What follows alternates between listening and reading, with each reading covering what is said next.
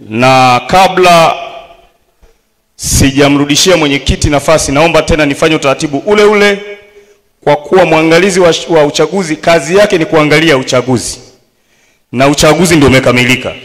Karibu uweze kututhibitishia kwamba umefanyika uchaguzi au hujafanyika. Bwana Yesu asifiwe.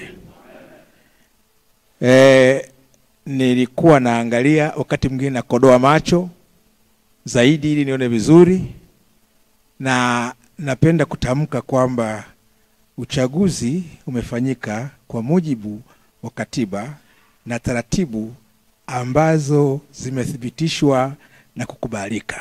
Kwa hiyo uchaguzi huu wa uongozi wa awamu ya 5 umepatikana kwa mujibu wa katiba na tunakubali matokeo, na Mungu ameongoza.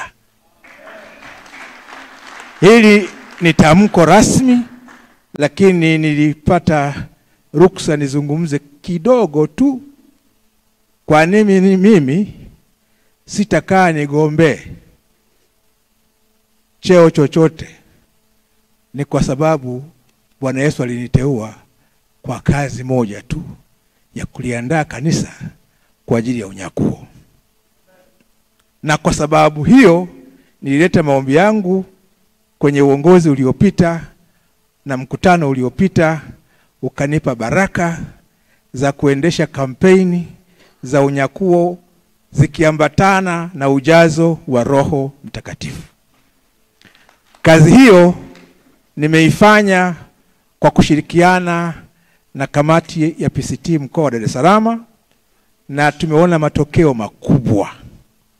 Siku ya Pentekoste tulifanya siku 50 tukiweka azimio kama walikuwa 120, na sisi tunataka watu 120 wajazwe Roho Mtakatifu na kunena kwa lugha kwa mara ya kwanza. Tuliweka hilo azimio.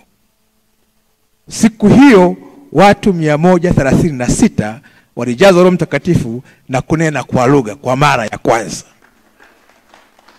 Baada ya hapo Roho Mtakatifu akaweka mzigo tuendelee na kampeni ile ile ya ujazo wa Roho Mtakatifu na kampeni ya unyakuo ya siku 90.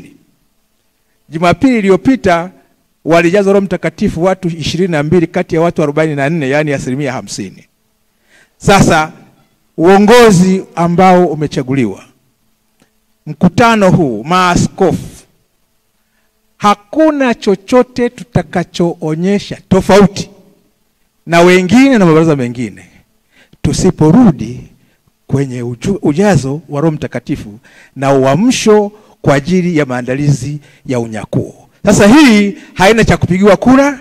Kila aliyepakwa mafuta tuungane katika kampeni hii kama Pentekoste, iwe ndio mbiu yetu, tutambulike kwa jina hilo na kwa upako huo na kwa matokeo hayo. Asanteni sana.